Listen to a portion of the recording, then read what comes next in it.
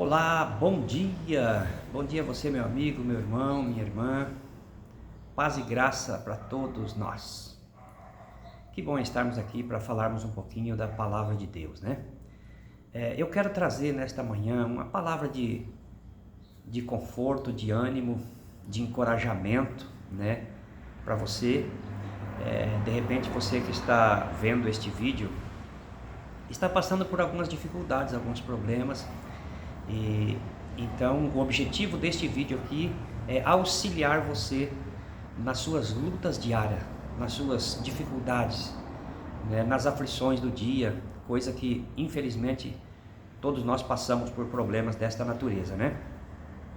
E o que eu vou falar aqui, amados, nesta manhã, se baseia no capítulo 6 e o capítulo 7 do livro de Juízes, tá bom? O livro de Juízes, ali no capítulo 6 e o capítulo 7, vai contar a história de um jovem por nome de Gideão.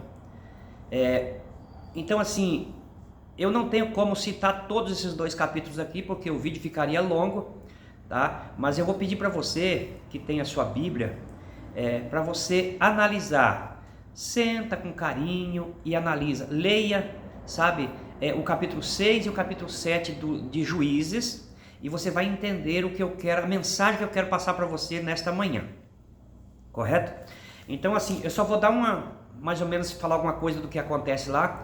O que acontece ali conta a história de Israel. Gideão, entende? Ele era um jovem ainda, se não me engano, da tribo de Manassés, e Israel estava passando por uma dificuldade muito grande. Por quê? Porque eles haviam transgredido a lei de Deus, eles haviam pecado contra Deus, eles haviam desobedecido a Deus, tá? Eles haviam desobedecido a Deus, tinham se afastado de Deus.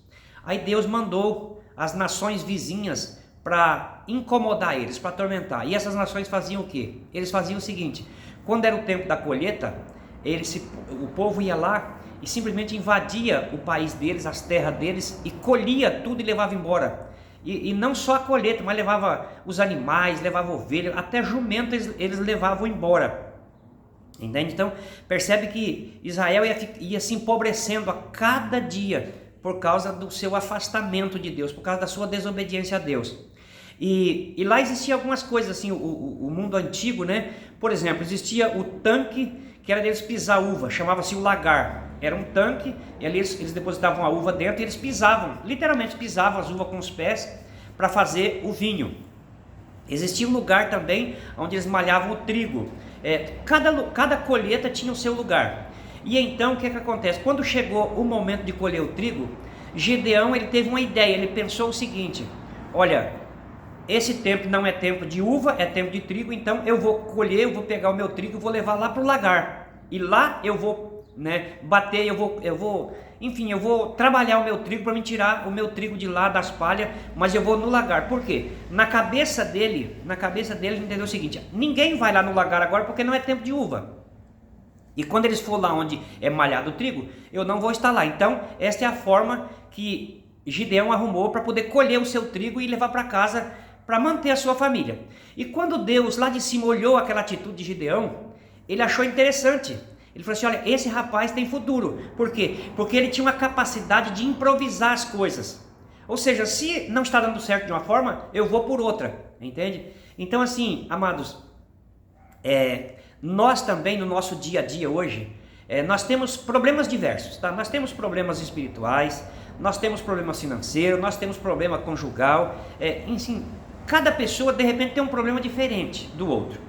Mas Deus, ele está olhando e ele presta muita atenção na nossa capacidade, entende? De arrumar forma para poder nós resolvermos os nossos problemas. E quando isso acontece, Deus então vai fazer com você e comigo o mesmo que ele fez com Gideão.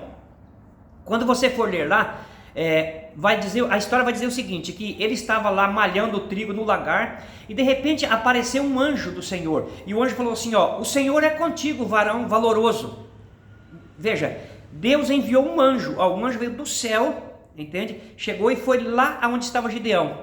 Por quê? Porque ele achou interessantíssimo a atitude dele para poder salvar o seu trigo, para poder suprir a necessidade da sua família. E ele disse: o Senhor é contigo, rapaz, você é um jovem valoroso, você é valente.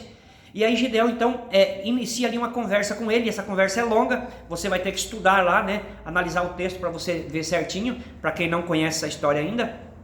Mas enfim, Gideão, amados, ele foi chamado ali, naquele momento ele foi convocado por Deus para ele expulsar os inimigos. Os inimigos, eles reuniram 3 nações ali, entende? Eram os amalequitas, os medianitas e mais os filisteus, e eles então fizeram o quê? Reuniram um exército inumerável. A Bíblia fala que era muito, não tinha como contar. E eles foram e se acamparam ao lado do Rio Jordão para poder ir lá destruir as terras, destruir as plantações do povo de Israel. Mas Deus então, ele faz um convite, ele convoca Gideão, e Gideão então, irmãos, ele aceita o convite de Deus, e ele reúne 32 mil homens para guerrear contra aquele povo lá e expulsar aquele povo de lá. E Deus olhou e falou assim: Gideão, tem muita gente aí, entende? Tem muita gente aí, e eu vou fazer o seguinte, eu vou pedir para você, faz um anúncio aí e pede para quem tiver com medo e quem for covarde, ir embora, não fica aí porque a guerra lá vai ser feia, entende?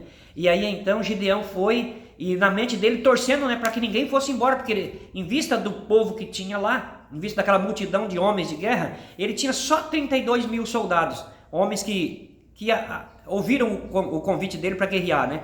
E quando ele fez, amados, este anúncio, ele falou assim: ó, se alguém tiver com medo, se alguém for covarde, volta para casa e deixa que nós vamos guerrear. Adivinha quantas pessoas voltou para casa?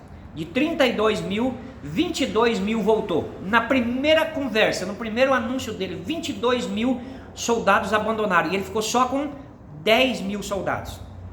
E aí Gideão falou: minha Nossa Senhora, como que eu vou fazer agora? Será que tem como eu vencer aqueles homens com 10 mil soldados? E aí Deus chega para Gideão e fala assim: Gideão, tem muita gente aí ainda, e eu não vou te dar essa vitória com eles, porque senão eles vão achar que foi a força deles que ganhou. E aí ele falou assim: ó, eu quero que você faça um último teste com eles. Vai na beira do rio e manda esse povo beber água. Aqueles que beberem água como cão, como cachorro, o cachorro lambe a água, né? E o homem deveria pegar a mão, encher de água e jogar água na boca. Assim. Aquele que beber água jogando na boca, esse você vai levar para a guerra contigo. E aquele que se ajoelhar e colocar a boca na água e beber água como se fosse um boi, entende? Então esse você vai mandar de volta para casa. Aí você sabia que teve um número que voltou para casa, nada mais nada menos do que mais 9.700 homens. E sobrou quantos? Sobrou apenas 300 homens para Gideão. E Deus falou assim: Gideão, é com esses 300 que eu vou te dar a vitória. Sabe, meus amados, a história continua e você vai ler lá. Por isso que eu digo para você, leia para você entender certinho os seus pormenores.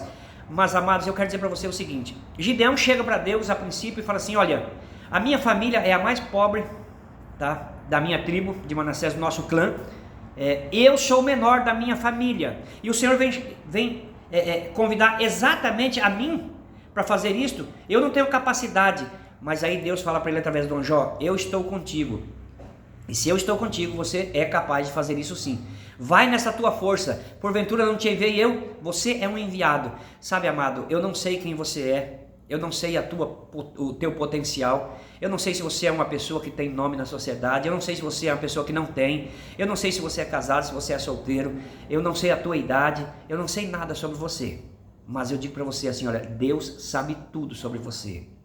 E Deus está esperando que você, mesmo em meio aos problemas, mesmo em meio às dificuldades, você tome uma decisão na sua vida, que você trace um plano para você ser vitorioso. E aí é só você fazer isto, e Deus vai visitar você, e Deus vai dizer assim: ó, eu estou contigo, vai nessa tua força aí, porque eu vou te enviar para você ser um vencedor. De repente, eu posso estar falando para pessoas que estão com problemas financeiros. Ah, eu trabalho, eu ganho pouco na minha empresa, não dá para mim, né, pagar o meu aluguel, não dá para mim fazer isso, não dá para mim fazer o mercado, não me sobra nada, eu não consigo me alimentar direito. Sabe, amado, Deus está dizendo assim, ó, meu amigo, faça que nem Gideão. Gideão, ele arruma uma forma de improvisar, entende?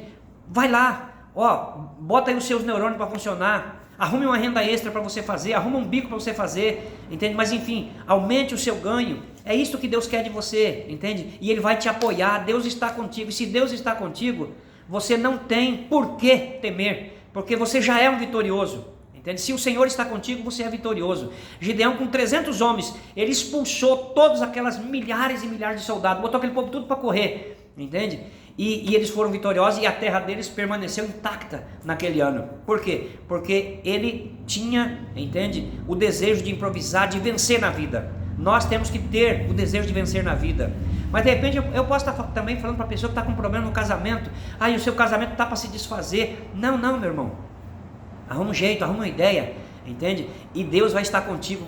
Quando Deus vê o teu esforço, entende? Nós temos que fazer isso. Quando Deus vê a nossa disposição para melhorar. Olha, eu não quero, eu casei para ficar sempre com a minha esposa. Eu não casei para me separar, entende? Então, quando você tiver esse pensamento, o Senhor vai estar contigo, Ele vai te dar força, Ele vai te dar mentalidade, Ele vai te dar inteligência para você, entende? Superar as dificuldades, você homem, você mulher, enfim, amados, eu quero que você tenha isso em mente. O Senhor, Ele está do nosso lado, mas nós precisamos mostrar para Ele, sabe, a nossa vontade, o nosso potencial. Eu tenho vontade de vencer na vida, não importa se é na vida conjugal, se é na vida financeira, se é na vida espiritual. De repente você é aquela pessoa que está com sede, entende, de ter Jesus no coração. Esse é o momento, entende? Entregue sua vida a Ele.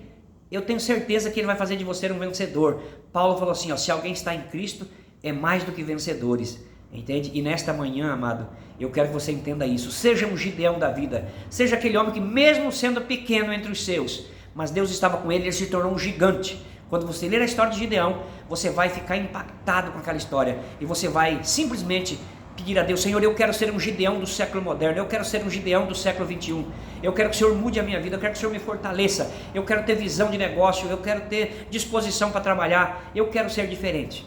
E eu tenho certeza, amado, que Deus vai estar contigo e você vai ter vitorioso. Em nome de Jesus Cristo. É isso que eu desejo para você. Amém?